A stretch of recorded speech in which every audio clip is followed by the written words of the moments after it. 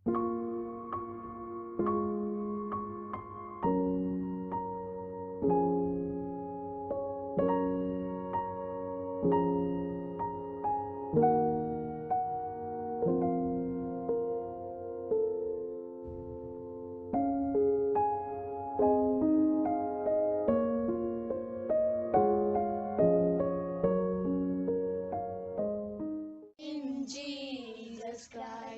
am happy today. He has shaken all my sins away, and that's why I'm happy today. I am dancing today. I am dancing today. In Jesus Christ, I am dancing today.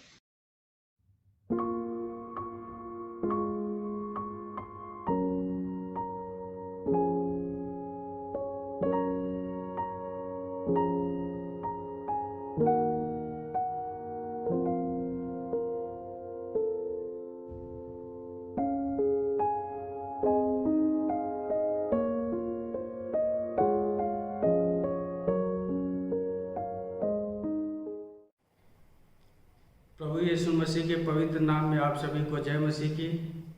जो भाई बहन YouTube और Facebook channel के माध्यम से हमारे साथ जुड़े हुए हैं, बीबीसीएफ देहरादून की कलीसिया में उनका हम स्वागत करते हैं। आइए हम अपने सर को झुकाएंगे और परमेश्वर से प्रार्थना करेंगे।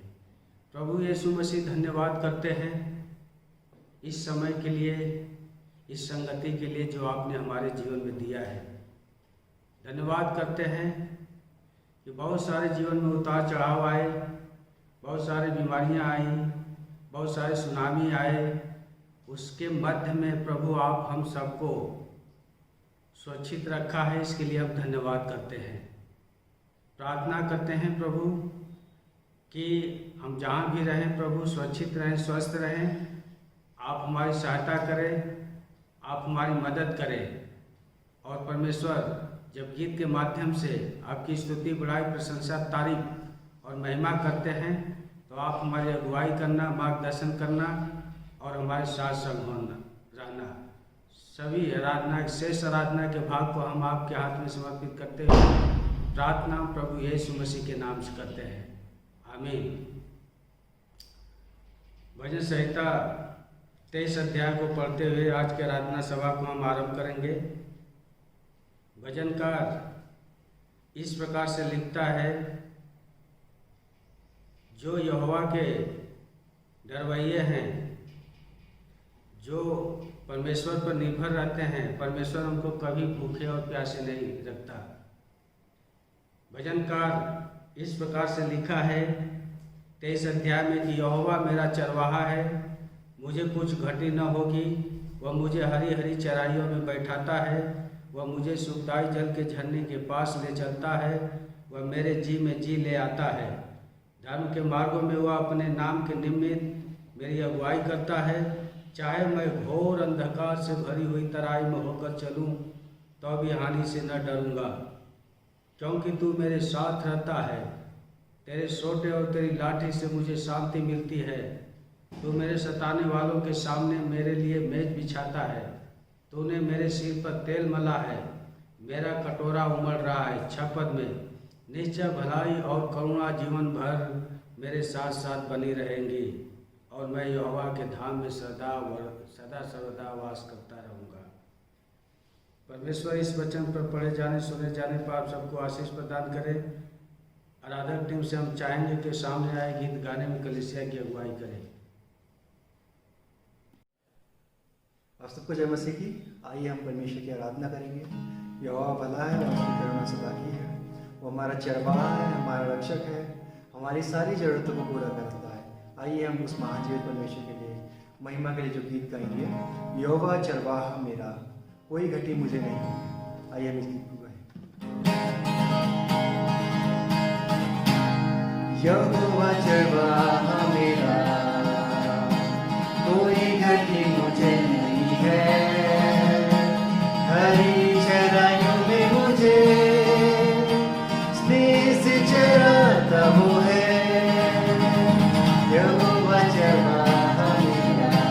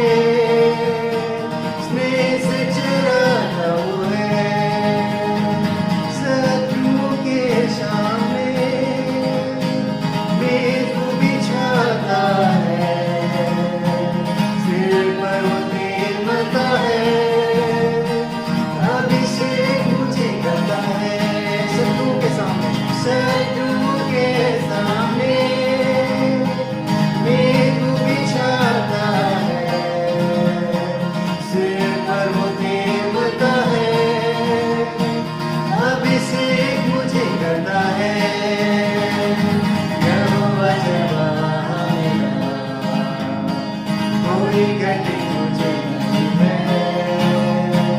हरी चराइयों में मुझे स्नेह से चराता वो है।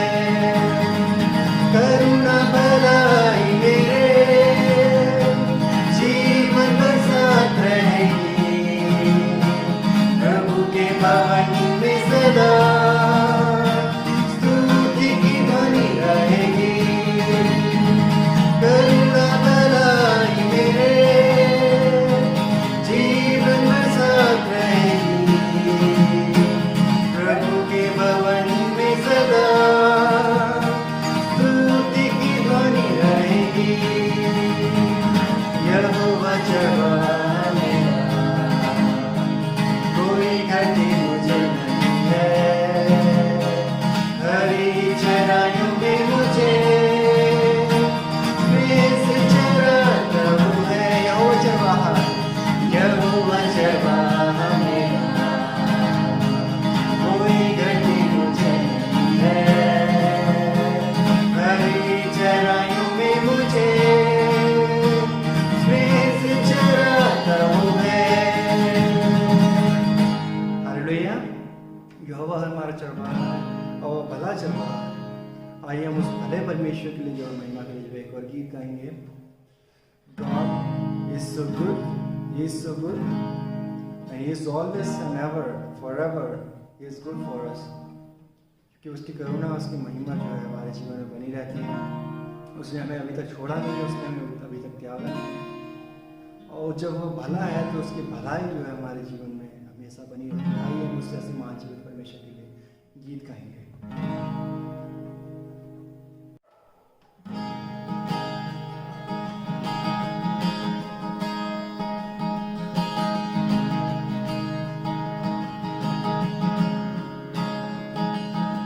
No height or depth can separate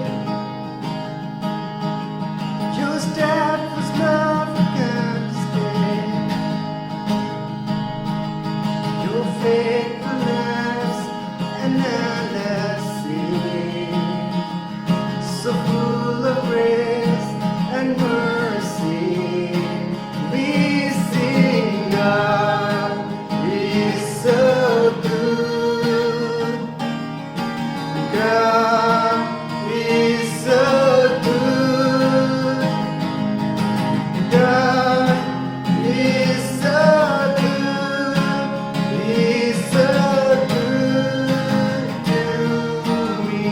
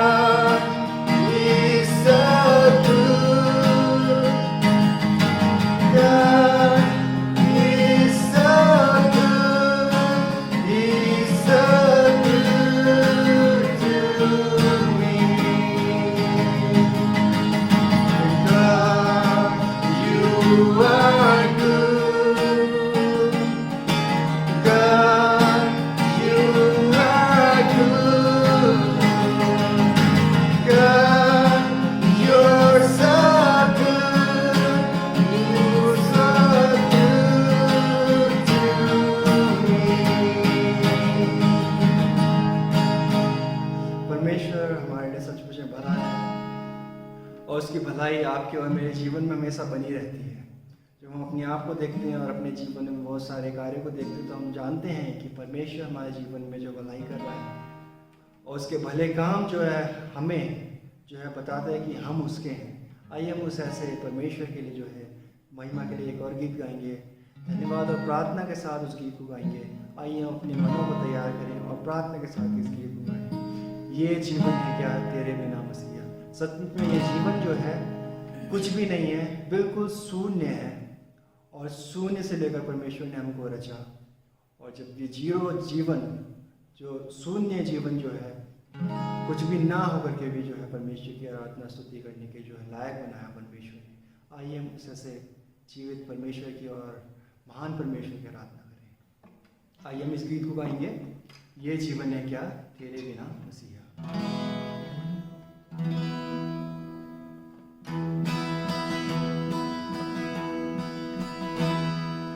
ये जीवन है क्या तेरे बिना मसीहा। ये जीवन है क्या तेरे बिना मसीहा। मैं वो ढूंढता हूँ जिसमें कि तू चला है।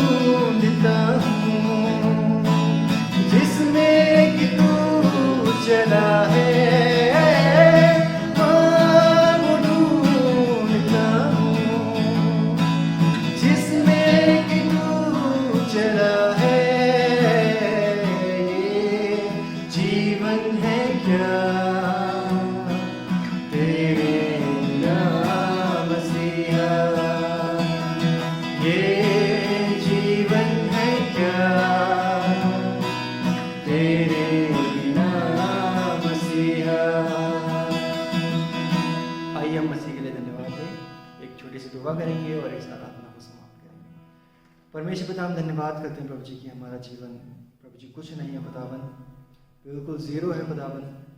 खुदावन यीशु मसीह इसमें कोई भी ऐसी बात नहीं जो प्रभु जी जिस बात से प्रभु जी हम प्रभु जी गर्व करें कि हम कुछ हैं। खुदावन यीशु मसीह हम प्रभु जी कुछ नहीं है और ये बात हम जानते हैं कि प्रभु जी हम आज यदि कुछ हैं तो प्रभु जी ये सब प्रभु जी आपकी ओर से है। खुदावन यीशु मसीह यदि आज हमारे पास में कुछ है तो पिता परमेश्वर या आपकी ओर से दिया गया है प्रभु। यदि अगर आज हम सांस लेते हुए जीवित पाए जाते हैं पिता परमेश्वर, अपने इस प्रभु जी जीवन को इस जगत में प्रभु जी व्यतीत करते हैं खुदावंद यीशु मसीह, तो ये सिर्फ प्रभु जी आपकी मेहरबानी, आपका अनुग्रह है पिता परमेश्वर, जो खुदावंद यीशु मसीह ने हमें प्रभु जी अभी तक बचा के रखने पाया पिता परमेश्वर। हम प्रभु जी अपने मन से प्रभु जी आपका प्रभु जी धन्यवाद करते हैं, तहे दिल से प्रभु जी आपकी आराधना स्तुति करते हैं, आपकी बड़ाई करते हैं प्रभु जी कि आपने परमेश्वर पिता हमें खुदावंद यीशु मसीह बनाया, आपने पिता परमेश्वर अपनी सांस दी, आपने हमें प्रभु जी अपना अंश दिया ताकि प्रभु जी हम कुछ हो सके, और कुछ होते हुए प्रभु जी आपके नाम को धन्य और आपके नाम को प्रभु जी महिमा प्रभु जी कर सकें खुदावंद यीशु मसीह। धन्यवाद पिता परमेश्वर, धन्यवाद सुंदर आराधना के लिए, धन्यवाद आपकी आत्मा की अगुवाई के लिए, धन्यवाद प्रभु जी हर एक बात के लिए। धन्यवाद के साथ ये प्रार्थना प्रभु यीशु मसीह के मधुर नाम में मांगते हैं, आमीन। आप सबको जय मसीह। कुछ सूचनाएं हैं जो मैं आप तक पहुंचाना चाहूँगा। सूचनाएं इस प्रकार है, जुलाई में अंग्रेजी क्लास आरंभ हो रहा है हमारे हेड ऑफिस दिल्ली में, वो ऑनलाइन होगा। यदि आप चाहते हैं उसमें भाग लेना तो आप देहरादून की टीम से संपर्क कर सकते हैं, और यदि आपके दोस्त फ्रेंड मित्र पड़ोसी हैं वो भी इंग्लिश सीखना चाहते हैं, कोर्स में भाग लेना चाहते हैं, तो उनका भी स्वागत है।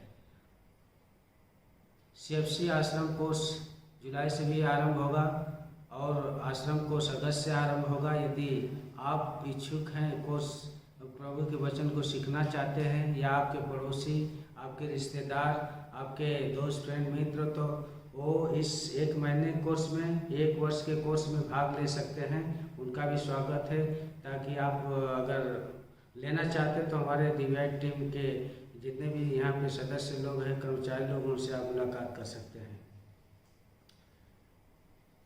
अब यह धन्यवाद का विषय है।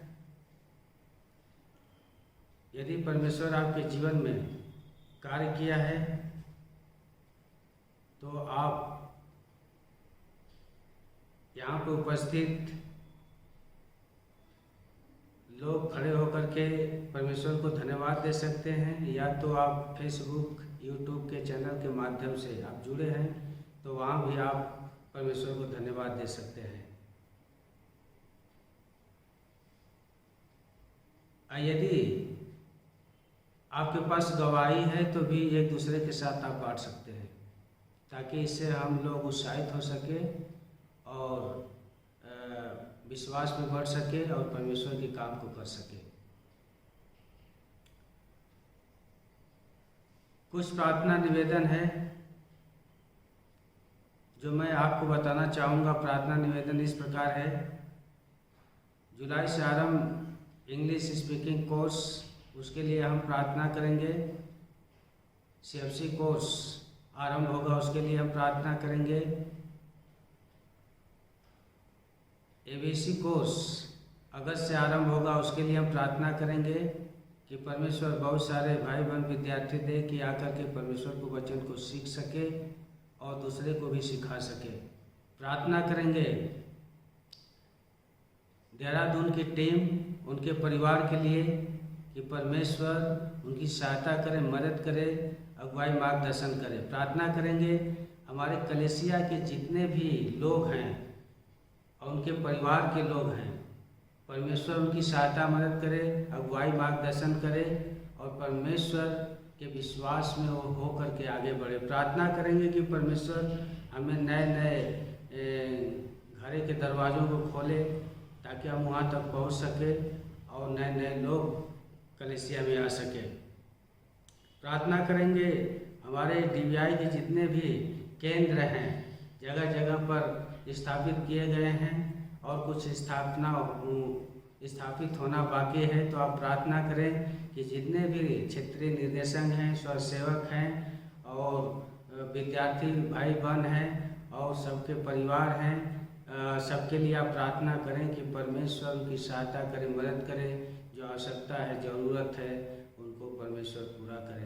प्रार्थना करेंगे कि बीते दिनों में कलेसिया में हमारे एक बहन मिशेल आती थी, उनके पति का मृत्यु हो गया है अब वो पति उनके इस दुनिया को छोड़ कर के चले गए हैं प्रभु के पास, तो बहन बहुत दुखी है, उनके पास बच्चे हैं। और आप प्रार्थना करें कि बहन को ढांढस बधाए परमेश्वर, जो बच्चे हैं उनका भरण पोषण करे, अच्छे से देखभाल करे, और जो आवश्यकता है ज़रूरत परमेश्वर उनको पूरा करे। तो इस प्रार्थना को कलीसिया के पासवान पास्टर सुनील जी यहाँ पे आएंगे और इस प्रार्थना को परमेश्वर के सम्मुख पहुँचाएंगे। आइए हम लोग इन विषयों के लिए प्रभु से प्रार्थना करें।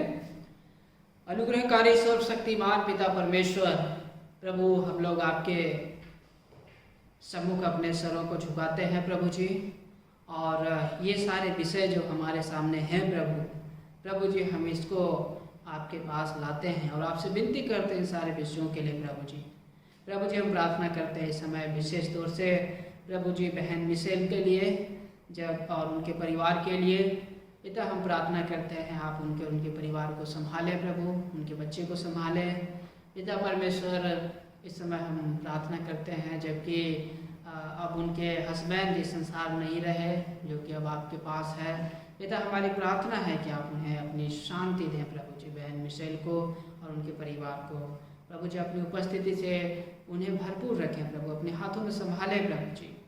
पिता हमारी प्रार्थना है इस समय प्रभु जी प्रार्थना करते हैं जो इमरजेंसी फूड एड के लिए और प्रभु फेस मास्क के लिए जो DBI देहरादून अनुग्रह आश्रम की टीम के द्वारा प्रभु जगह जगह तक आवश्यकतामंद लोगों तक प्रभु पहुंचाया जा रहा है प्रभु। हमारी प्रार्थना है कि इस काम पर आशीष दें प्रभु जी। प्रार्थना है कि प्रभु आप इस दौरान पूरी टीम को संभालें, सुरक्षित रखें, बीमारियों से बचाएं प्रभु जी, और जो भी आवश्यकताएं हैं प्रभु जी उसको आप पूरा करें प्रभु जी। हम प्रभु जी अधिक से अधिक लोगों तक प्रभु जी जो आवश्यकतामंद लोग हैं प्रभु उन तक हम पहुंच सके और उन्हें प्रभु जी सहायता कर सके। पिता हमारी प्रार्थना इस समय बहन रूबी के पिताजी के लिए प्रभु जी, बहन रूबी के पिता को आपके हाथ में सौंपते हैं, आप उन्हें पूर्ण रूप से चंगाई दें प्रभु।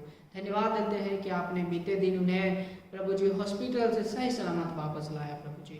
प्रभु जी हम धन्यवाद देते हैं बहन रूबी को, जब हॉस्पिटल में थी आपने उन्हें संभाला प्रभु जी।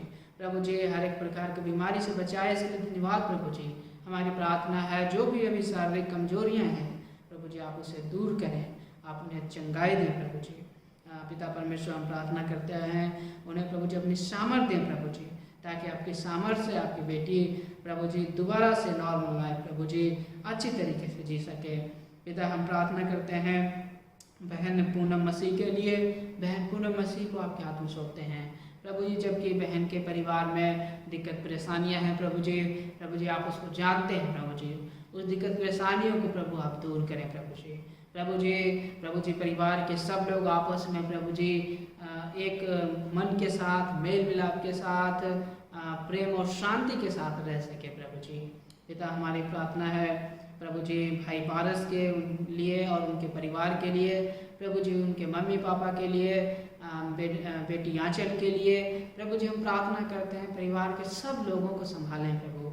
अंकल के लिए प्रार्थना करते हैं, उन्हें जो काम धंधे की जरूरत है प्रभु जी आप उन्हें प्रदान करें प्रभु। इसके साथ प्रार्थना करते हैं जो परिवार में जो लोग प्रभु जिनका स्वास्थ्य ठीक नहीं है प्रभु, विशेष तौर से आंटी के लिए प्रार्थना है प्रभु, उनकी तरफ हाथ बढ़ाए और छू ले, उन्हें चंगाई दें प्रभु जी। प्रभु जी आंटी और परिवार में जितने भी लोग हैं सबको चंगाई दें प्रभु जी, स्वस्थ रखें प्रभु जी। प्रभु जी हम प्रार्थना करते हैं इस समय ESL कोर्स के लिए जो 1 जुलाई से शुरू होगा प्रभु, हम प्रार्थना करते हैं ESL कोर्स के लिए, CFC कोर्स के लिए और आश्रम बाइबल कोर्स के लिए प्रभु जी हम प्रार्थना करते हैं इस कोर्स को शुरू करने में मदद करें प्रभु जी। प्रभु जी जिनको आपने चुना है प्रभु जी वे इस कोर्स में आ सके और आपके वचन को सीख सके प्रभु जी। प्रभु जी इसके साथ हमारी प्रार्थना है प्रभु जी दिनेश भाई के लिए प्रभु जी, जो बीते दिनों प्रभु जी कुछ लोगों ने उन पर हमला किया, प्रार्थना है प्रभु जी आप उन्हें प्रभु जी आप उन्हें छुएं और चंगाई दें प्रभु जी, हर एक प्रकार के दुख दर्द से चंगाई दें प्रभु जी। प्रभु प्रार्थना करते हैं उनके परिवार को संभालें प्रभु जी। प्रभु जी इसके साथ प्रार्थना करते हैं उन लोगों के लिए जिन्होंने प्रभु जी अज्ञानतावश प्रभु जी उनके ऊपर हमला किया प्रभु जी। प्रार्थना है कि प्रभु उन सब की आंखों को खोलें प्रभु जी, ताकि प्रभु जी वे लोग अपने अपने पापों से फिर करके प्रभु जी अपनी गलतियों को मान कर प्रभु जी और पापों से फिर सके, मुंह मोड़ सके प्रभु जी, और प्रभु जी आपके पास आ सके प्रभु जी, पश्चाताप कर सके पिता परमेश्वर, क्योंकि प्रभु जी उन्होंने प्रभु जी आपके जन के ऊपर प्रभु जी उन्होंने हाथ उठाया है। पिता प्रार्थना करते हैं उन सब लोगों का उद्धार करें प्रभु। प्रार्थना है प्रभु इसके साथ साथ प्रभु आपके दास पास्टर मंगल के लिए प्रार्थना करते हैं, सिस्टर निर्मला के लिए, जबकि उनका तबीयत ठीक नहीं है प्रभु आप उन्हें छुए और चंगाई दें। प्रार्थना है प्रभु पास्टर अबोन के लिए, जब प्रभु जी उनके क्षेत्र में प्रभु जी उनका जो फ्लैट है कंटेनमेंट जोन में है प्रभु जी आप उन्हें संभालें प्रभु जी, अपने दास को उनके परिवार को संभालें प्रभु जी, प्रभु उनकी जरूरत को पूरा करें, और उस क्षेत्र में जो भी लोग कोरोना वायरस से पॉजिटिव हैं उन्हें चंगाई दें प्रभु यीशु। प्रभु इसके साथ हम प्रार्थना करते हैं आपके दास पास्टर अथॉट के लिए, पास्टर एनी के लिए, पास्टर स्टीफन के लिए और पास्टर नामगिल के लिए, जबकि प्रभु जी ये लोग प्रभु गुड़गांव में रहते हैं, और हमारी प्रार्थना है प्रभु जी कि आप इन्हें संभालें प्रभु जी, जबकि प्रभु जी इनका घर भी प्रभु जी कंटेनमेंट जोन में है प्रभु, प्रार्थना करते हैं उन्हें पूरी रीति से संभालें प्रभु जी उन्हें देखिए प्रभु जी उस क्षेत्र में सब लोग जो प्रभु जी वे लोग जो बीमार से ग्रसित हैं प्रभु, वे लोग चंगाई को प्राप्त कर सके, आपके नाम में चंगाई प्राप्त कर सके प्रभु। इसके साथ हम प्रार्थना करते हैं अपने देश के लिए प्रभु जी, अपने देश पर दया करें प्रभु जी, इस देश पर प्रभु जी, इस देश से कोरोना की महामारी को दूर करें प्रभु जी, इस देश पर आपकी कृपा से मांगते हैं प्रभु जी। प्रार्थना है कि हमारे देश के प्रभु जी अगुओं को प्रभु जी आप बुद्धि ज्ञान और समझ दें प्रभु जी अगुआ और मार्गदर्शन करें प्रभु जी, ताकि इस देश को प्रभु सही तरीके से अगुवाई दे सके प्रभु जी, अगुवाई कर सके पिता। प्रार्थना करते हैं उन सारे लोगों के लिए जो परेशान हैं प्रभु जी, बीमारी से ग्रसित हैं प्रभु जी, प्रभु प्रार्थना है उन सबको छुए चंगाई दें प्रभु जी। प्रार्थना करते हैं डॉक्टर के लिए, नर्सेस के लिए प्रभु जी, और प्रभु जी इस तरीके से जितने भी लोग एडमिनिस्ट्रेटिव में लगे हुए हैं प्रभु जी, उन सब के लिए प्रार्थना है प्रभु जी उन सब की अगुवाई मार्गदर्शन करें, ताकि सब लोग मिलकर इस कोरोना से प्रभु जी उसके खिलाफ लड़ सके प्रभु जी कोरोना से लड़ सके, और प्रभु जी आपके नाम से प्रभु जी सब कोरोना में प्रभु जी कोरोना से विजय हासिल कर सके। पिता हम प्रार्थना करते हैं इस समय प्रभु जी उन लोगों के लिए भी प्रार्थना करते हैं जो लोग प्रभु जी फेसबुक और यूट्यूब के माध्यम से प्रभु जी इस समय प्रभु जी देखते हैं प्रभु। प्रार्थना करते हैं कि प्रभु आप उन सबको आशीष दें प्रभु जी, जहाँ कहीं भी देखते हैं प्रभु आप उन्हें आशीष दें, संभालें, सुरक्षित रखें, और प्रभु अपनी महिमा के लिए इस्तेमाल करें। धन्यवाद प्रभु जी ये सारे प्रार्थनाओं को सुना प्रभु जी। प्रभु प्रार्थना करते हैं पूरे कलीसिया के लोगों के लिए, मंडली के लिए प्रभु जी, जहाँ कहीं भी हैं आप उन पर कृपा दृष्टि बनाए रखें प्रभु जी, अपने हाथों में संभाल के रखें। प्रार्थना को हम प्रभु यीशु मसीह के नाम में करते हैं, आमीन। अब यह समय है भेंट का। यदि आप अपने संपत्ति में से परमेश्वर के लिए भेंट निकाल रखे हैं या दशमांश निकाल रखे हैं तो आप उन दोनों को अलग रख दीजिए।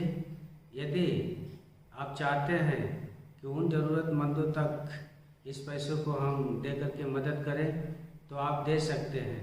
यदि आप चर्च में देना चाहते हैं तो आकर के इस पैसे को चर्च में भी दे सकते हैं, और यदि आप हमारे स्क्रीन पर अकाउंट नंबर दिखाया गया है उस अकाउंट नंबर में आप जमा करना चाहते हैं तो उसमें भी जमा कर सकते हैं, ताकि ये भेंट ज़रूरतमंद लोगों को दे सके और उनकी सहायता मदद कर सके।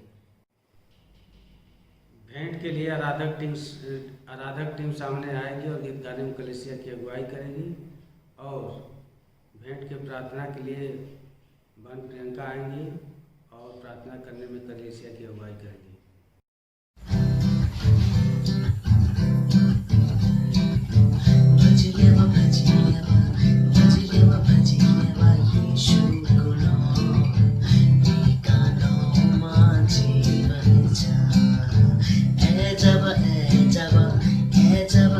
जब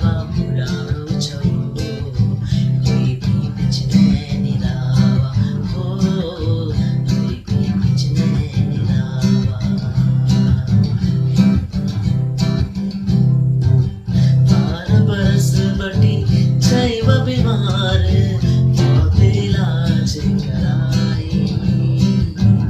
यीशु को चोरा को किनार छुई जब छुटकारा में पाई।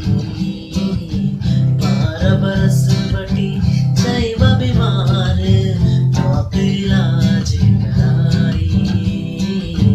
यीशु को चोरा को किनार छुई जब छुटकारा में पाई।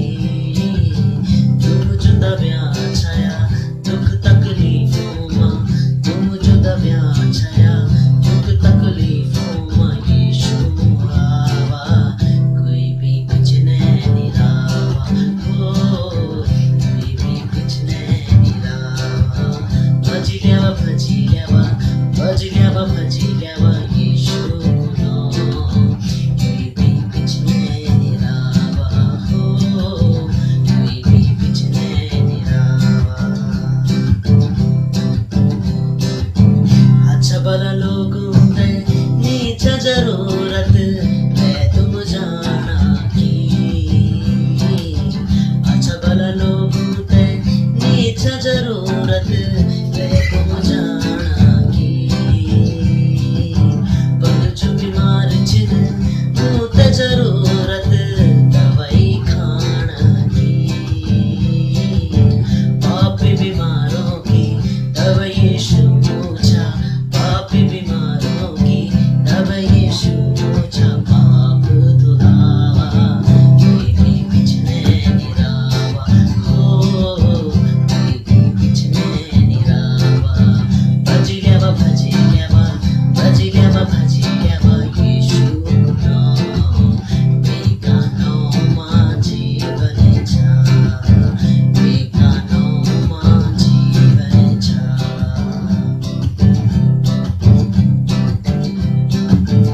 आँखों बूझी के गहरन विश्वास देखी देखी परखियावा। आँखों बूझी के गहरन विश्वास बैठे देखी परखियावा। मन की जीवन एक बार मिल दूं झूठा भरम मनी बढ़ियावा। मन की जीवन एक बार मिल दूं झूठा भरम मनी बढ़ियावा।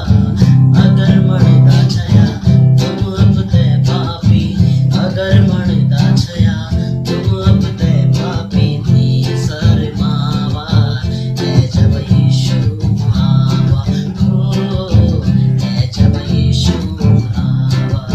भजी लेवा भजी लेवा भजी लेवा भजी लेवा यीशु गुनो बेगानो मां जीवन छा। है जब बुलाणो छो कोई भी कुछ नहीं रावा, हो कोई भी कुछ नहीं रावा।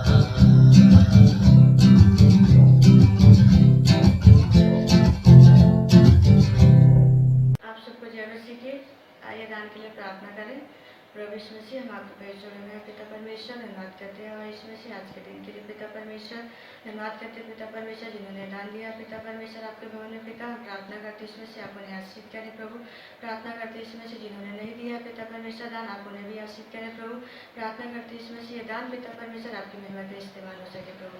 प्रार्थना करते हैं इसमें से इस दान पर पिता परमेश्वर आपके आशीष अनुग्रह हो। सारी बातों के लिए हम आप पर धन्यवाद करते हैं। धन्यवाद के साथ प्रार्थना यीशु के नाम से करते हैं, आमीन। यह समय है परमेश्वर के वचन को सुनने का।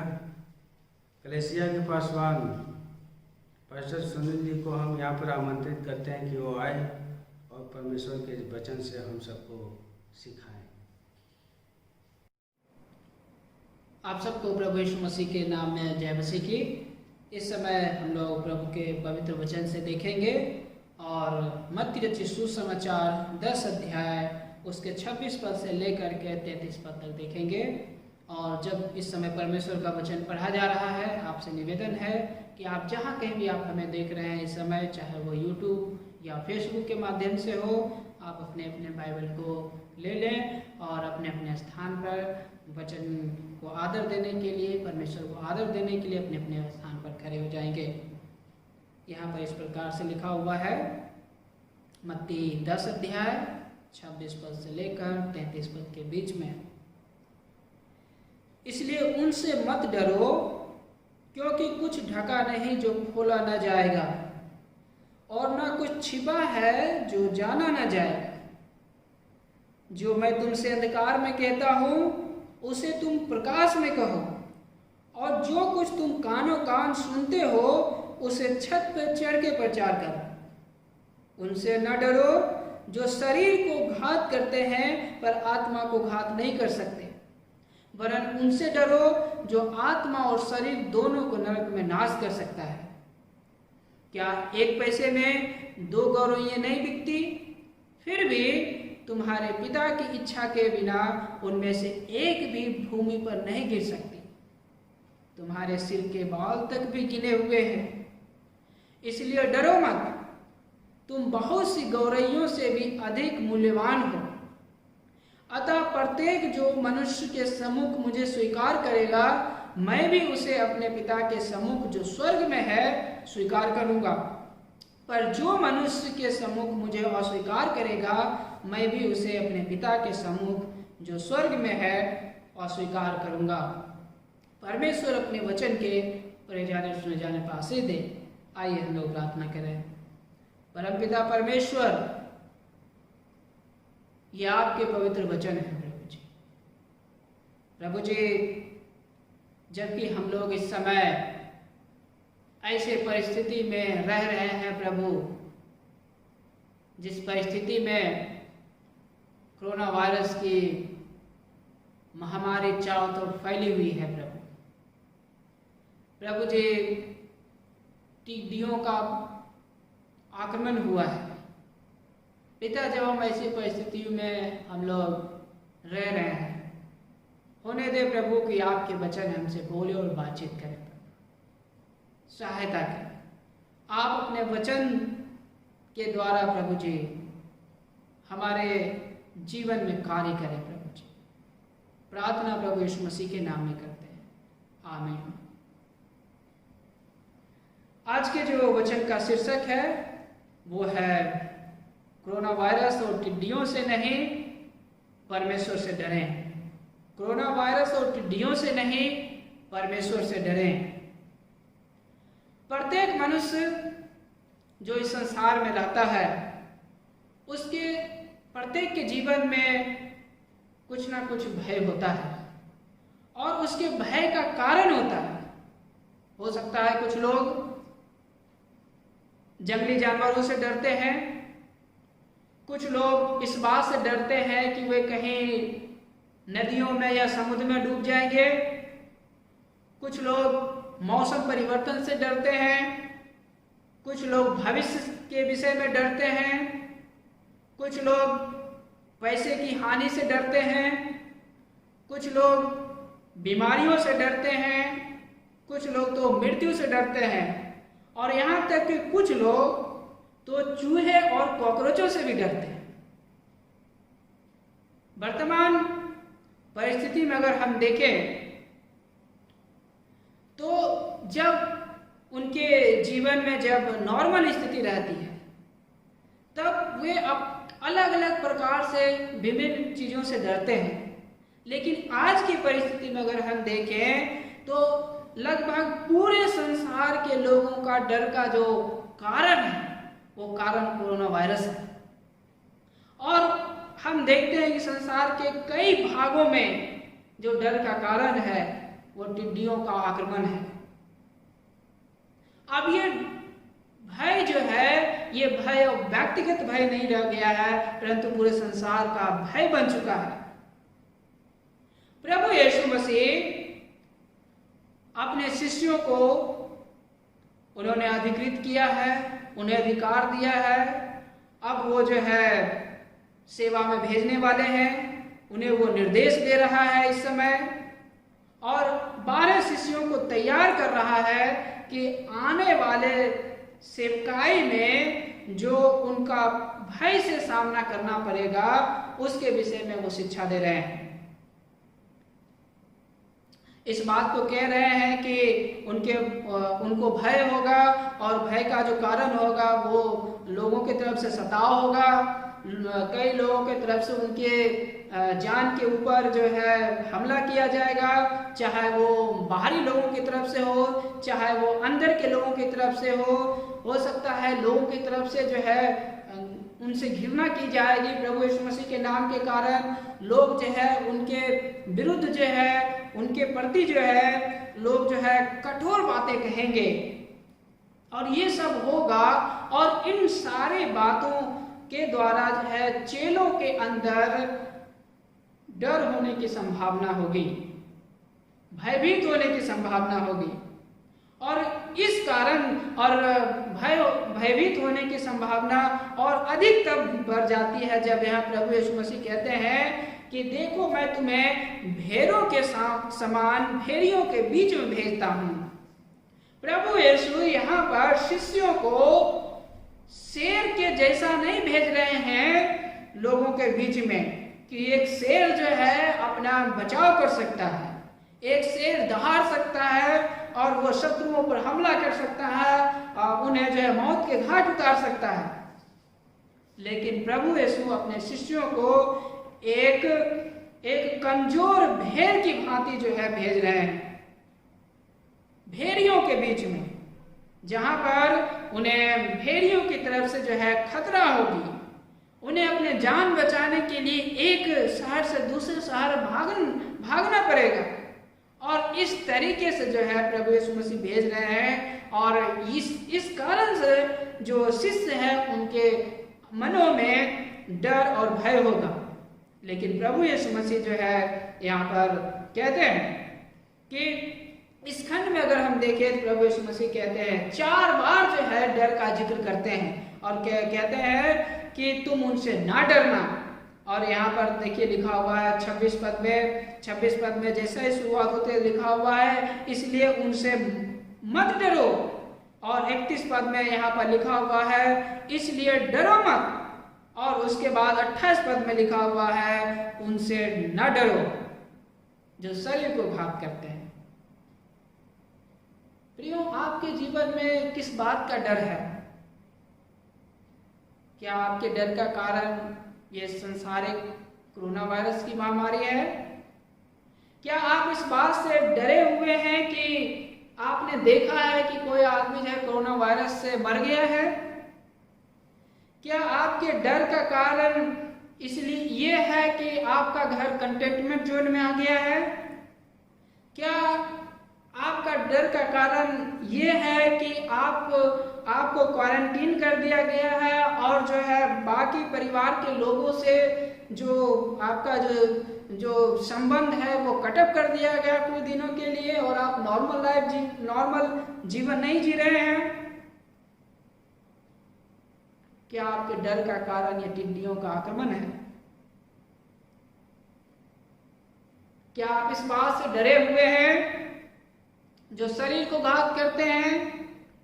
क्या आप इस बात से डरे हुए हैं जो फसल को नुकसान करते हैं?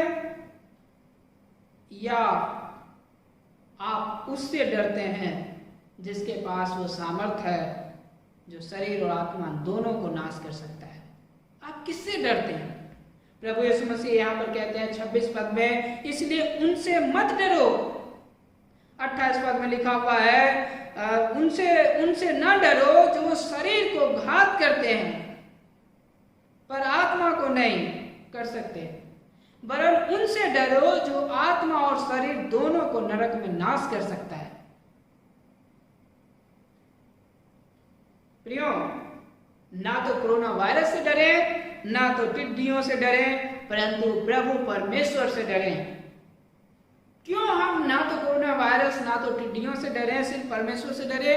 इसका 3 कारण जो है हम आज के दिन देखेंगे।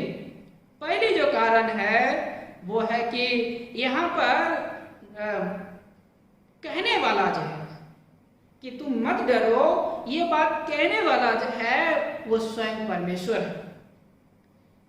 यहाँ पर लिखा हुआ है अगर हम देखें 26 पद में इसलिए उनसे मत डरो। बार बार प्रभु जो है कहते हैं उनसे मत डरो। जो डर है, डर शब्द पूरे बाइबल में कई बार जो है पाया गया है और इसका इस्तेमाल विभिन्न संदर्भों में किया गया है और लोग विभिन्न परिस्थितियों में भिन्न भिन्न बातों से डरते हैं। लेकिन इस खंड में जो है डर का जो कारण है, ये इस खंड में डर का कारण वे लोग हैं जिन्होंने सुसमाचार को जो है तिरस्कार कर दिया है। ये वे लोग हैं जो सुसमाचार को सुना है, ये वे बाहरी लोग हैं जिन्होंने सुसमाचार को सुना है लेकिन उन्होंने तिरस्कार कर दिया है। ये वे लोग हैं जो मानवीय शासक के रूप में हैं, ये वे लोग हैं जो न्यायाधीश के रूप में बैठे हुए हैं, ये वे लोग भी हो सकते हैं जो परिवार के सदस्य के रूप में भी हो सकते हैं। हो सकता है पुत्र, हो सकता है पुत्रियां, हो सकता है पत्नी, हो सकता है पति, या हो सकता है समाज के धार्मिक अगुवे। और इन सब के द्वारा जो है अलग अलग प्रकार से डर उत्पन्न होगी, इसके विषय में प्रभु जो है यहाँ बातचीत कर रहे हैं। लेकिन इस बात को हम देखते हैं, प्रभु कहते हैं इनसे ना डरो, क्योंकि ये लोग जो हैं महज मनुष्य हैं और परमेश्वर के हाथ की रचना है। जब परमेश्वर इनसे सांस वापस ले लेगा तो ये बिल्कुल मर जाएंगे। प्रभु यीशु मसीह ने मनुष्य के विषय में और खास तौर से ऐसे विरोधियों के विषय में सब कुछ जो है खोल करके अपने शिष्यों को बता दिया है। अब कुछ भी ढका नहीं है, कुछ भी छिपा नहीं है। प्रभु यीशु उनकी सीमाएं को जानता है एक मनुष्य के रूप में कि उनकी सीमा किस हद तक है, उनके पाप को जानता है, उनके पाखंड को जानता है और इसीलिए अब जो है कुछ भी छिपा हुआ नहीं है। 26 पद में लिखा हुआ है, इसलिए उनसे मत डरो क्योंकि कुछ ढका नहीं जो खोला न जाएगा और न कुछ छिपा है जो जाना न जाएगा। ये वही सेम परमेश्वर जो आपसे और हमसे आज के दिन कहना चाहता है कि तुम कोरोना से और टिड्डियों से ना डरो, क्योंकि परमेश्वर कोरोना और टिड्डियों की सीमाएं जो है उसकी क्षमता को जानता है कि वो कितना हद तक जा सकते हैं, क्योंकि स्वयं परमेश्वर ने ही इन्हें बनाया है और इस संसार में भेजा है अपनी जो उसकी जो इच्छा है, जो उसकी योजना है, उस योजना को पूरा करने के लिए। बाइबल इस बात को कहती है कि परमेश्वर ने मिस्र देश में 10 विपत्तियों को भेजा और इस 10 विपत्ति के द्वारा परमेश्वर ने मिस्री लोगों को, फिरौन को, मिस्र के जो ईश्वर हैं तथाकथित उनको दंडित किया और इसके साथ साथ उन लोगों को इस बात को भी सिखाया कि वास्तव में जो इस्राएल का परमेश्वर है वो वास्तव में परमेश्वर है, वो जीवित परमेश्वर है। परमेश्वर ने अलग अलग अवसरों पर विभिन्न प्रकार के बीमारियों को भी भेजा ताकि परमेश्वर उन बीमारियों के जरिए लोगों को दंडित कर सके, उन्हें कुछ सिखा सके।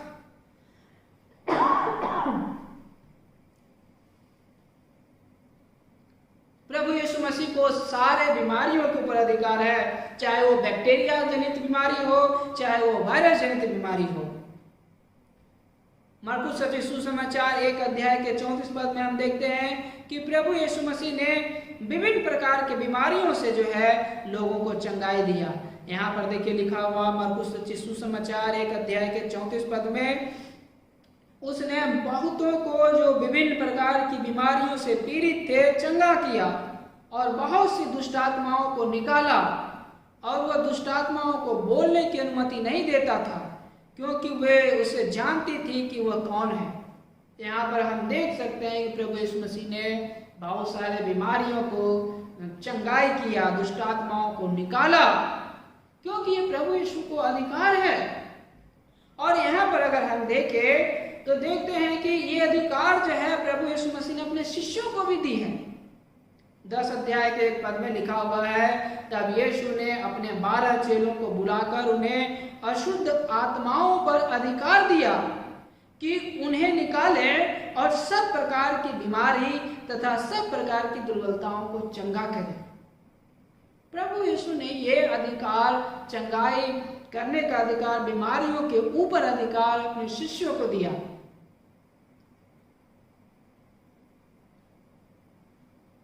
मरकुस सुसमाचार 16 अध्याय के 17 और 18 पद में इस प्रकार से लिखा हुआ है,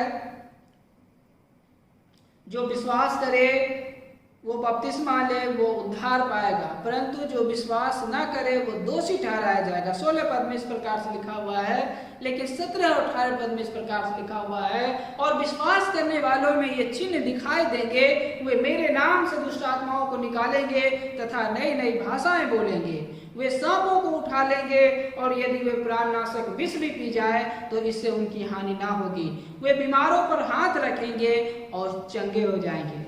देख रहे हैं प्रियो, प्रभु यीशु ने अपने शिष्यों को ये इस बात का अधिकार दिया है कि वे जो है वे बीमारियों के ऊपर अधिकार दिया है, और बीमारियां जो है जब शिष्य बीमारियों के लिए प्रार्थना करेंगे तो बीमारियां जो है चंगे हो जाएंगे, लोग बीमारी से चंगे हो जाएंगे। जिनके ऊपर वे हाथ रखेंगे, प्रार्थना करेंगे, प्रभु के नाम से बीमारी भाग जाएगी और ठीक हो जाएगी। प्रभु ने ये अधिकार शिष्यों को दिया है। हर एक विश्वासी जन जो प्रभु में विश्वास करते हैं ये अधिकार दिया है।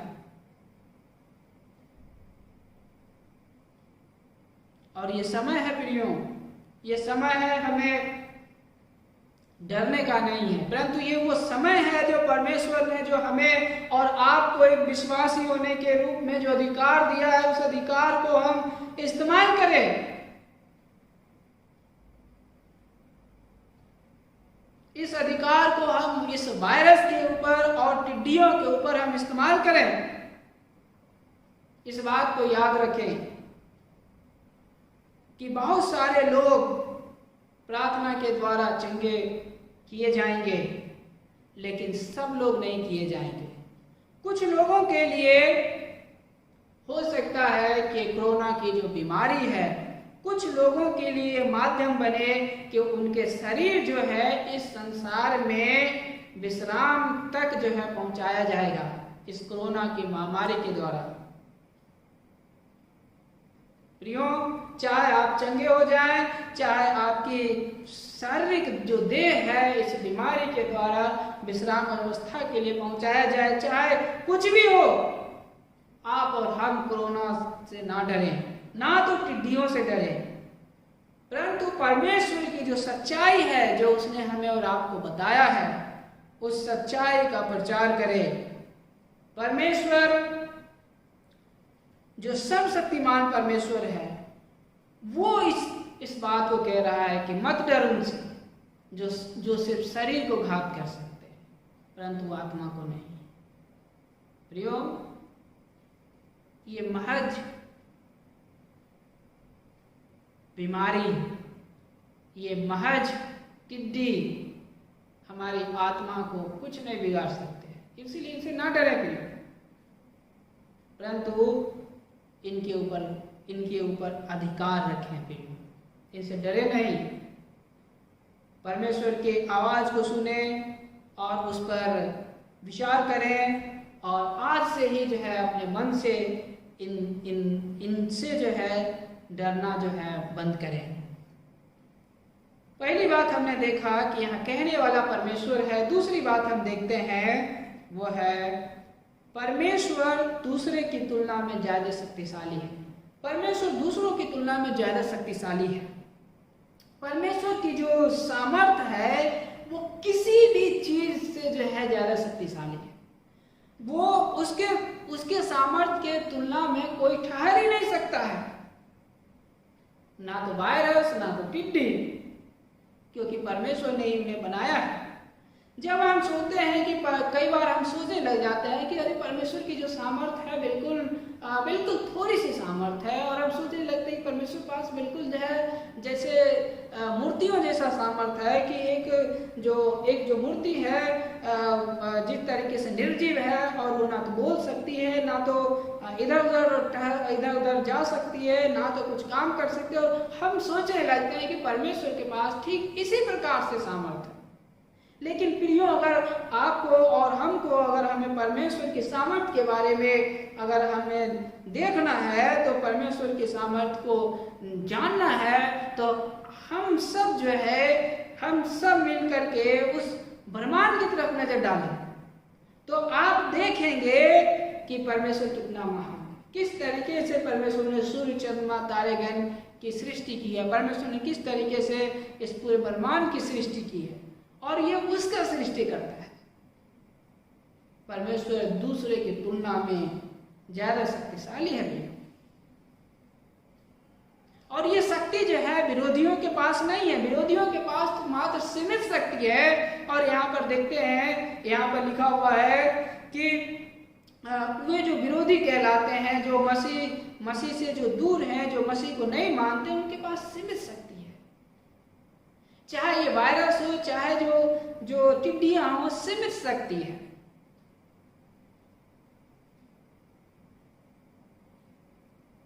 यहाँ पर लिखा हुआ है, उनसे न डरो जो शरीर को घात करते हैं पर आत्मा को घात नहीं कर सकते हैं।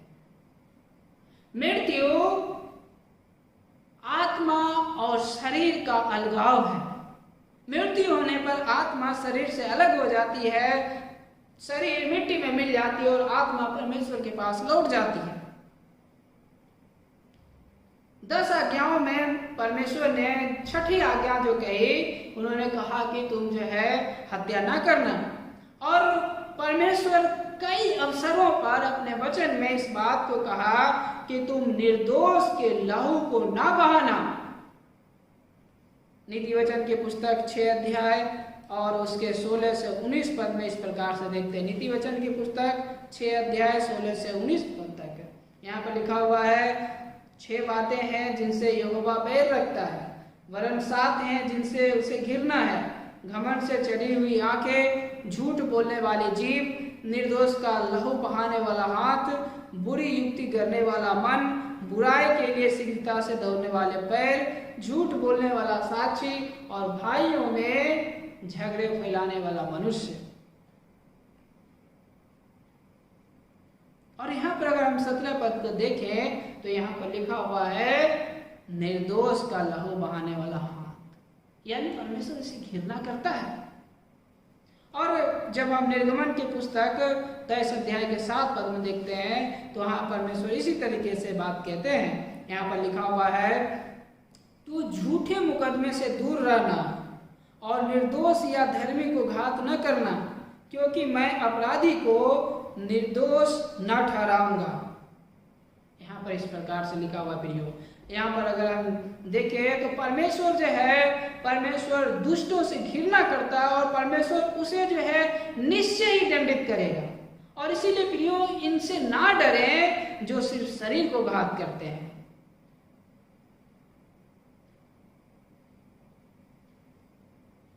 कोरोना वायरस से ना डरे, क्योंकि कोरोना वायरस मात्र एक महज बीमारी है।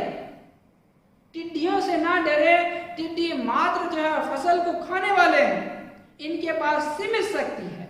ये जो है कुछ ही समय तक ये काम कर सकते हैं, लेकिन इनका कुछ समय के बाद अंत होना निश्चय है, इसीलिए इनसे ना डरे। लेकिन परमेश्वर के पास असीमित शक्ति है प्रियो। परमेश्वर के पास वो शक्ति है जिस शक्ति से उसने जो है पूरे ब्रह्मांड की सृष्टि की। परमेश्वर के पास वो शक्ति है जिसके द्वारा जो है वो मनुष्य को अनंत काल के लिए जो है नरक में नाश कर सकता है, शरीर और आत्मा दोनों को। यहाँ 28 पद में लिखा हुआ है, वरन उससे डरो जो आत्मा और शरीर दोनों को नरक में नाश कर सकता है। परमेश्वर के पास वो सामर्थ्य है कि किसी व्यक्ति को स्वर्ग में स्वीकार कर सकता है और किसी भी आदमी को स्वर्ग में प्रवेश करने से रोक सकता है। यहाँ पर 32 और 33 पद में इस प्रकार से लिखा हुआ है, अतः प्रत्येक जो मनुष्य के सम्मुख मुझे स्वीकार करेगा, मैं भी उसे अपने पिता के सम्मुख जो स्वर्ग में है स्वीकार करूंगा। पर जो मनुष्य के सम्मुख मुझे अस्वीकार करेगा, मैं भी उसे अपने पिता के सम्मुख जो स्वर्ग में है अस्वीकार करूंगा। प्रियो, अब यहाँ आपके पास जो है एक चुनाव है जिसे आप कर सकते हैं। इस संसार में रहते हुए प्रभु यीशु को स्वीकार करें,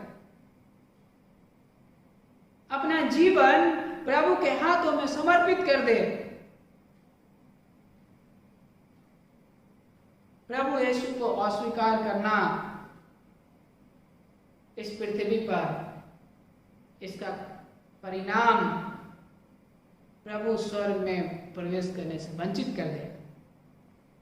अगर स्वर्ग में प्रवेश नहीं मिली तो इसका अर्थ है कि परमेश्वर जो है हमें उस नरक की आग में फेंकेगा, जहां पर वे सताने वाले लोग फेंके गए जाएंगे, जहां पर वे फेंके जाएंगे जिन्होंने शरीर को घात किया।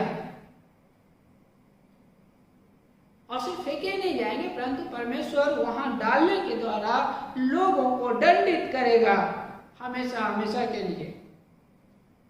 रोमियो की पत्री 2:6 में इस प्रकार से लिखा हुआ है।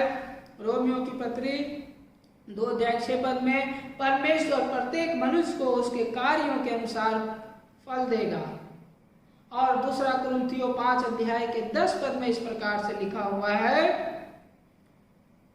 क्योंकि हम सबको मसीह के न्याय आसन के समक्ष उपस्थित होना अवश्य है कि प्रत्येक को अपने भले या बुरे कामों का बदला मिले जो उसने देह के द्वारा किए हैं।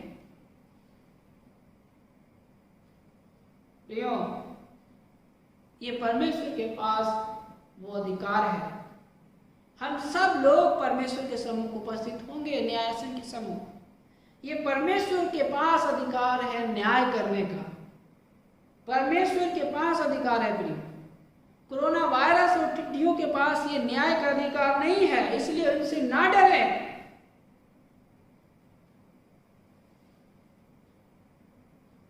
यहां पर हमने देखा कि कहने वाला परमेश्वर है, पहली बात हमने देखा। दूसरी बात हमने देखा, परमेश्वर दूसरों की तुलना में ज्यादा शक्तिशाली है। तीसरी बात हम इस समय देखेंगे वो है कि प्रत्येक चीज परमेश्वर की इच्छा पर निर्भर है। प्रत्येक चीज परमेश्वर की इच्छा पर निर्भर है। किसी की मृत्यु भी परमेश्वर की इच्छा पर निर्भर है। यहाँ पर अगर हम देखें तो गौरैया की चर्चा की गई है। यहाँ पर लिखा हुआ है कि क्या, यहाँ पर लिखा हुआ 29 पद में, क्या 1 पैसे में 2 गौरैया नहीं बिकती? गौरैया जो कि बहुत छोटा होता है और शिकारी उसका शिकार करते हैं ताकि उसका वो भोजन के रूप में इस्तेमाल कर सके, लेकिन ये गौरैया छोटा होने पर भी, सस्ता बिकने पर भी 1 पैसे में 2 गौरैया भी मिलती है। इतना सस्ता होने के बावजूद भी यहाँ पर लिखा हुआ है वचन में, फिर भी तुम्हारे पिता की इच्छा के बिना उनमें से एक भी भूमि पर नहीं गिर सकती। प्रियो, गौरैया जो कि इतना सस्ता है, लेकिन फिर भी परमेश्वर की इच्छा के बगैर वो गिर नहीं सकता है, उसकी जान नहीं जा सकती है।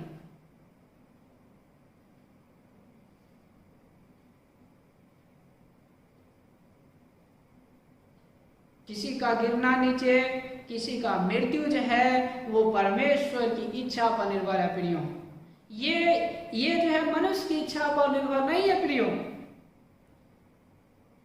ये ना तो बीमारी की इच्छा पर निर्भर है, ना तो मारने वाले की इच्छा पर निर्भर है, परंतु ये परमेश्वर की इच्छा पर निर्भर है। मृत्यु परमेश्वर की इच्छा पर निर्भर है। प्रियो, इस बात को हम लोग जान लें।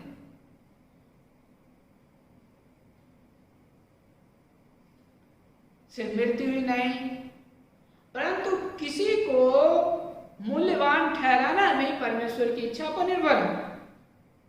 यहाँ पर अगर हम देखें तो परमेश्वर ने मनुष्य को गौरैया से ज्यादा मूल्यवान बनाया है। यहाँ पर देखिए लिखा हुआ है,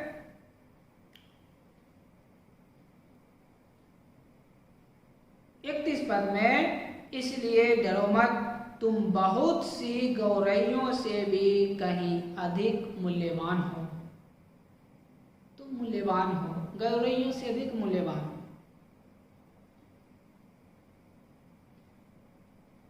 किसी ने परमेश्वर को नहीं कहा कि आप मनुष्य को जो है गौरैयों से ज्यादा मूल्यवान बनाइए।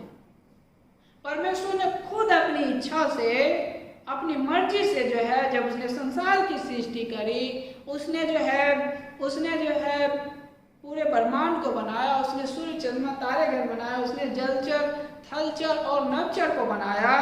परमेश्वर ने मनुष्य को लिखा हुआ है छठे दिन अपने स्वरूप और समानता में बनाया।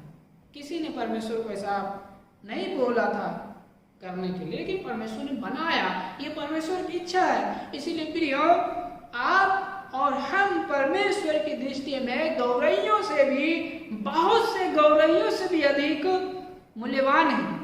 एक मनुष्य का जीवन हजारों और लाखों गौरैयों से भी अधिक मूल्यवान है प्रियो, क्योंकि मनुष्य परमेश्वर की स्वरूप और समानता में बनाया गया है।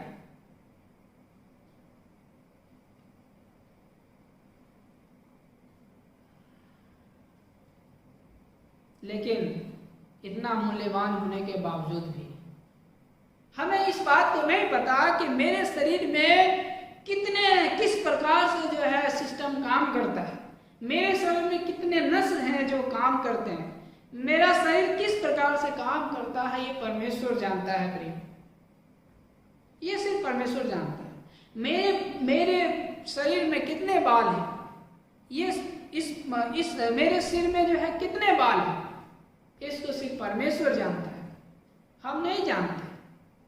हम मूल्यवान परमेश्वर ने हमें बनाया है, लेकिन फिर भी नहीं जानते हैं। लेकिन इस बात को प्रकट करता है कि परमेश्वर जो है हमें मूल्यवान बनाया है। यहाँ पर देखिए लिखा हुआ है, जब हम इस बात को देखते हैं तो देखते हैं कि परमेश्वर कितना जो है अद्भुत और कितना उसकी बुद्धि है, कितनी वो महान सामर्थ्यशाली परमेश्वर है जिसने इंसान को बनाया। और उन्होंने वचन में कहा कि तुम बहुत सी गौरैयों से भी अधिक मूल्यवान हो। प्रभु यीशु इस संसार में आए और उन्होंने गौरैयों के लिए नहीं, उन्होंने आकाश के पक्षियों के लिए नहीं, परंतु उन्होंने जो है पूरे मानव जाति को बचाने के लिए उन्होंने इस संसार में जान दी, क्रूस के ऊपर जान दी। इसलिए जान दी ताकि परमेश्वर ये नहीं चाहता है कि हम और आप जो है हमारे शरीर और आत्मा नरक में नाश हो, परंतु हर एक को ये अवसर मिले कि वे प्रभु यीशु में विश्वास करके इस नरक की आग से बच जाए। आप सोच रहे होंगे, हो सकता है जब आप ऑनलाइन हमें देख रहे हैं और आप सोच रहे होंगे अरे हम तो प्रभु यीशु मसीह को नहीं जानते हैं, तो हम कैसे उसमें विश्वास करें, कैसे उसमें भरोसा करें।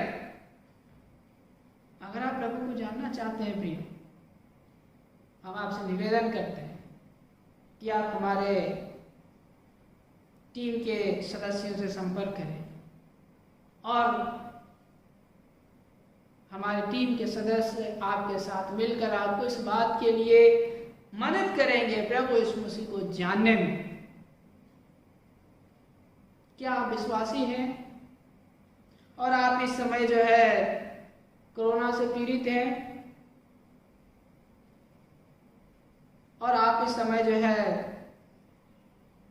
अगर आप कोरोना से पीड़ित हैं, एक विश्वासी हैं, मैं आपको हौसला अफजाइश करना चाहता हूं कि आप जो है अनंत काल के लिए जो दुख है उससे आप बच गए,